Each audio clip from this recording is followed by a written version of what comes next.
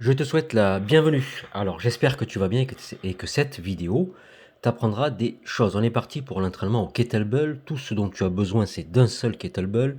Moi, je te conseille de le prendre entre 8 et 16 kg si tu es très costaud.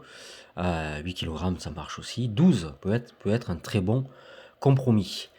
Alors, dans ces formats d'entraînement là que nous allons découvrir à partir d'aujourd'hui, donc on va monter à la fois. Je suis conscient qu'il y a des lacunes dans le montage vidéo, je te prie de m'excuser.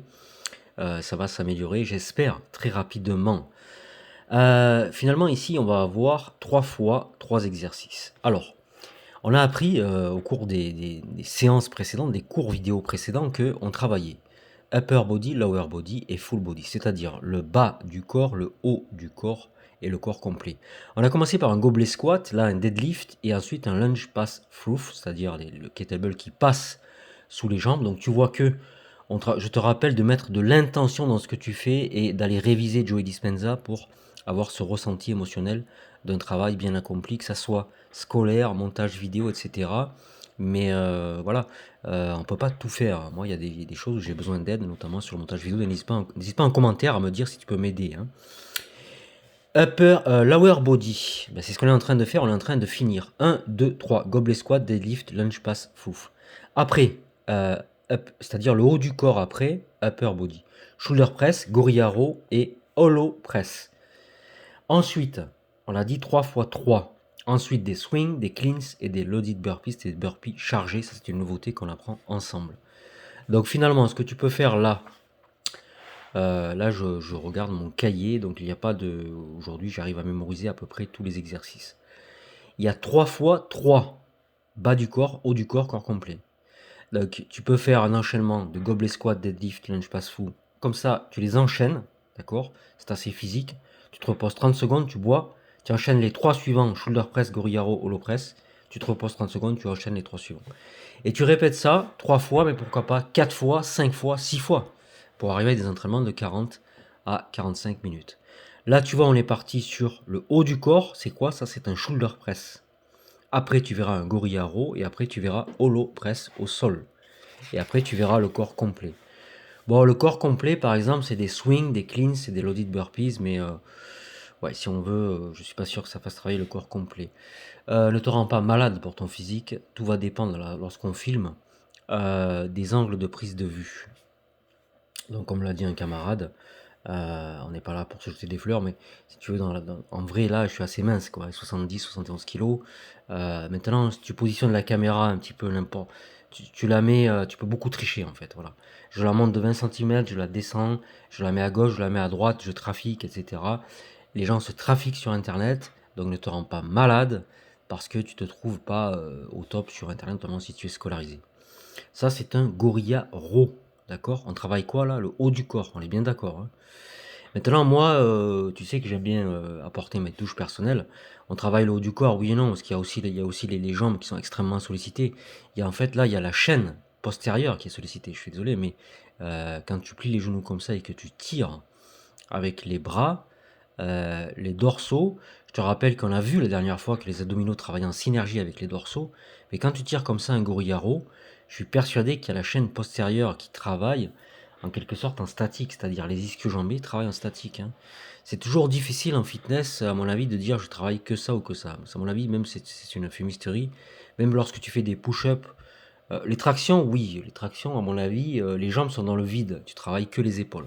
Ça, c'était hollow press, donc voilà, hollow press. Là, on est toujours dans la partie haut du corps. Mais qu'est-ce que je viens de dire? Il y a un gainage, là, en quelque sorte. Les abdominaux sont gainés.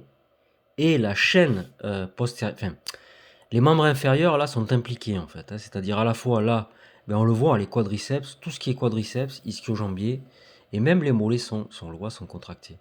Donc voilà, c'est assez... le fitness et la musculation sont des disciplines bien plus intelligentes que qu'on veut le faire croire aux gens lorsqu'on dit que vous allez en salle pour faire de la gonflette.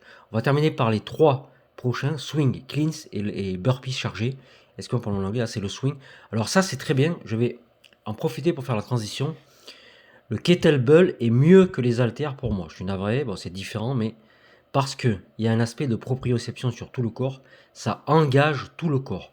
Alors on va en parler maintenant, on mettra de la musique après. J'en profite quand même pour un point important. Je vais pas paraphraser David Goggins, mais la callosité mentale se développe par le sport. Une personne, m'a dit que, enfin m'a dit, me fait remarquer que c'est comme si je faisais des singeries sur internet. C'est une personne qui passe régulièrement son temps 2 heures à la terrasse de café. Ce qui est ridicule, ce n'est pas d'aller à la salle, ce n'est pas de se filmer. Ce qui est ridicule, c'est de passer 2 heures à la terrasse d'un café. Ce qui est ridicule, c'est de croire qu'on peut michetonner dans les bars. Ce qui est ridicule, c'est de croire qu'on peut, comme ça, euh, prendre la vie un petit peu par-dessus la jambe. C'est ça qui est ridicule. Ce qui est ridicule, c'est etc., etc., etc. C'est ce manque de discipline qu'on a tous pu expérimenter dans nos vies. C'est cela qui est ridicule. Ce qui est ridicule, c'est comme ça de michetonner, de mitonner sur, sur un futur, que notamment si tu es scolarisé, comme ça, que je vais faire ceci, je vais faire cela. Alors la méthode que je te préconise, notamment si tu es scolarisé, mais pas seulement, etc., c'est même si c'est imparfait, tu prends ta caméra, tu te filmes, tu le fais. D'accord? Même si après, tu sais que, je le sais, en montage vidéo, là, il faudrait des lumières. Ensuite, il y a la barre de progression, les chronomètres. Bon, les chronomètres, tu les captures, mais ils se décalent. Ça, il y a des gens qui ont les compétences. Moi, je suis très pris par l'apprentissage du fitness et du développement personnel. Tout ce qui est spiritualité et voilà. Et dispensa et tout ce qui est épigénétique et tout ce qui est... tiens, d'ailleurs, pour te donner un petit peu envie de continuer à me suivre, l'ADN, il y a le nom de Dieu hébraïque dans l'ADN. Je crois que c'est, peu importe, mais c'est 1, 5, 6, 1 et ensuite 1. C'est le nom de Yahvé qui est inscrit dans l'ADN, l'acide désoxyribonucléique, qui est dans chaque noyau de cellule. Alors ça, c'est absolument stupéfiant. Le nom de Dieu, Yahvé, est inscrit dans, on va faire simple, on va vulgariser, dans l'enchaînement, si tu veux, des acides aminés. Tu sais qu'il y a ACTG, peu importe, là, tu sais, les enchaînements dans l'ADN. Eh bien, c'est le nom de Dieu, c'est-à-dire qu'en Gematria, à chaque lettre correspond à un chiffre, et il y a le 1, 5, 6, 1, etc., qui correspond en fait à Yahvé. Voilà. Donc tout ça, je l'apprends, voilà, ici. C'est le renforcement musculaire, mais surtout le cardiovasculaire qui charge le cœur en électromagnétisme. Ensuite, ça monte au cerveau et ça permet d'étudier, ça permet d'avoir cette ouverture d'esprit, ça permet dans mon cas, de surmonter un challenge sévère où j'oublie un petit peu, voilà, c'est difficile encore. Sur 30 exercices à enchaîner, bon, je vais avoir du mal, hein, mais j'ai discuté avec des coachs, ils m'ont dit, mais nous aussi on oublie, hein. On en mémorise 10, après on oublie. Voilà. Après, il y en a qui font du body attack depuis 5 ans. Voilà, moi je faisais des mathématiques. Heureusement, si tu fais du body attack depuis 5 ans, tu sais ce que tu fais, tu sais de quoi tu parles et tu sais le mémoriser. Heureusement. Moi, je suis un autodidacte. Voilà, hein. D'ailleurs, mon challenge là, c'est de faire un cours de body attack ici, voilà, complet, hein. Peut-être pas 40, mais 30, on va dire. En mettant de la vitesse et tout ça, et en essayant de tout mémoriser. On est reparti là, tu vois, sur le deadlift. Qu'est-ce que je t'ai expliqué? Il y avait 3 tours. 1, 2, 3. 3 fois 3, tu te rappelles? Bas du corps, haut du corps, corps complet. 3 fois 3. Mets-toi, à la limite, mets-toi jusqu'à mets-toi jusqu'à l'épuisement, pourquoi pas, hein, voilà. C'est-à-dire, il y en a 3, 3, 3, il y en a 9 en tout. 3, 3, 3. Tu bois un coup à la fin des 3 à chaque fois. Bas du corps, haut du corps, tu bois un coup. Et tu répètes ça jusqu'à 45 minutes. Pour moi, tu vas brûler 700 calories. Allez, 600, 700, peut-être 800, ça va dépendre. Les gens en surpoids brûlent plus de calories, il faut le savoir, hein. Malheureusement, le surpoids, c'est un cercle vicieux. C'est que tu as besoin de plus de calories, donc tu vas manger plus parce que ton poids du corps étant, il faut le supporter, donc il implique plus de muscles, etc., etc. Donc c'est une catastrophe ce truc-là. Et il y a des techniques que les coachs, à mon avis, les coachs n'ont pas assez étudié ça. C'est-à-dire comment on fait maigrir quelqu'un, c'est extrêmement compliqué. Alors il y en a un qui s'amuse sur Internet, c'est une honte à dire qu'on peut faire un petit peu de ci, un petit peu de ça, un petit peu de sel, un petit peu de poivre, 10 minutes un peu, qu'il faut pas courir sur un tapis pour perdre du poids, mais bien sûr, mais bien sûr. Les résultats permanents proviennent d'efforts permanents. Tous les jours, t'envoyer dans les situations infernales et le combiner à la méditation. Ne faire que du yoga, ne faire que méditer, c'est bidon. Ne faire que courir jusqu'à devenir fou et si tu veux mettre ton équilibre psychologique en danger, c'est-à-dire aller dans des comportements à l'excès, c'est-à-dire que tu peux avoir de partout, sortir en excès en discothèque, fumer en excès, fumer du cannabis en excès, aller croire qu'on peut multiplier les conquêtes amoureuses en excès, etc. Et également peut-être aussi courir, nager et faire du renforcement musculaire en excès, c'est pas bon. Mais par contre, comme ça, michetonner avec du yoga, de la méditation, comme ça, penser que ça va tout résoudre, ça non plus, c'est pas bon, d'accord? C'est cet équilibre, cette combinaison. Moi, les gens pensent que j'en fais trop, c'est faux. Voilà, c'est ridicule, on y va 2 heures, 3 heures, on discute. Parfois, il faut pas trop discuter, mais c'est ridicule. Il y en a qui font bien plus que ça. Et David Goggins est l'homme le plus endurant du monde. Voilà, le minimum pour David, c'est 20 miles par jour. Ça fait, je crois, 30-35 km par jour. Tu peux le fractionner en plusieurs fois. Ça va t'amener à ça va t'amener à une cohérence cœur-cerveau. Voilà. Alors, tu sais qu'on aime la culture ici avec FitGym. Le kettlebell en russe se dit Giria. Alors, je ne sais pas si c'est Giria ou Giria. G-I-R-Y-A, Giria. Donc, tu vois que le kettlebell est né en Russie au XVIIe siècle. C'était un poids utilisé pour peser les marchandises, d'accord? Et ce sont les fermiers russes qui l'ont finalement utilisé pour s'amuser à faire des exercices de force. Quels sont les avantages de l'entraînement avec kettlebell? L'amélioration de la force et de la stabilité du tronc, l'amélioration de la proprioception et de la coordination, l'amélioration de l'équilibre des muscles stabilisateurs.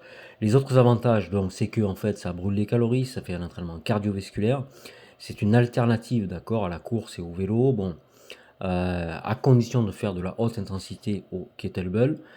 Il y a des mouvements explosifs tels que le swing qui développe la puissance explosive dans les hanches et les jambes. Le swing développe la puissance explosive dans les hanches et les jambes.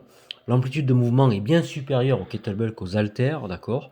Et donc, de par ce fait, ça va améliorer la mobilité articulaire et la flexibilité, c'est-à-dire que le corps va se déplacer dans toute sa gamme de mouvements. Et moi, je ne me trouve pas assez souple encore. Il faut le déplacer dans toute sa gamme de mouvements. Alors on nous dit que c'est excellent pour prendre du muscle, n'en prend pas trop, parce que c'est pas beau après. Ça va tonifier et sculpter le corps. Alors, les exercices kettlebell, en fait, c'est ce qu'on va solliciter. Souvent, ben, tu vois, je ne me suis pas trompé, j'ai travaillé à l'intuition quand je t'ai parlé au début de cette vidéo. Ils sont excellents et ils mettent en œuvre à chaque fois la chaîne postérieure. C'est quoi la chaîne postérieure? Il faut être clair, il faut pas maintenant. Il s'agit maintenant pour moi d'être crédible dans ce que je fais. Le dos, les fessiers, les ischio-jambiers. Quand on te parle de chaîne postérieure en sport, en fitness, c'est le dos, les fessiers, les ischio-jambiers. Point barre. C'est souvent impliqué dans les cours de RPM, de vélo. D'accord? Voilà. Alors, ces muscles sont cruciaux pour une bonne posture et souvent ils préviennent les douleurs du dos. Mais rappelle-toi, il faut faire travailler tes abdominaux en synergie avec les muscles dorsaux. Mais en tout cas, le vélo est très bien parce que ça engage systématiquement la chaîne postérieure, c'est-à-dire le dos, les fessiers et les ischio-jambiers. Les RPM est très très bien pour ça, ça a plein d'avantages. Point pour moi négatif du RPM, tu es baissé, en aucun cas tes abdominaux travaillent, jamais au RPM, jamais. Au contraire, ils sont même relâchés, à mon avis. Je ne sais pas d'ailleurs comment les cyclistes du Tour de France, qu'est-ce qu'ils ont comme entraînement abdos, je serais curieux de savoir. Hein. Les abdominaux c'est compliqué, on fait un rappel, tu sais qu'on aime bien réviser aussi avec moi, qui s'en rappelle les transverses, les obliques, internes, externes,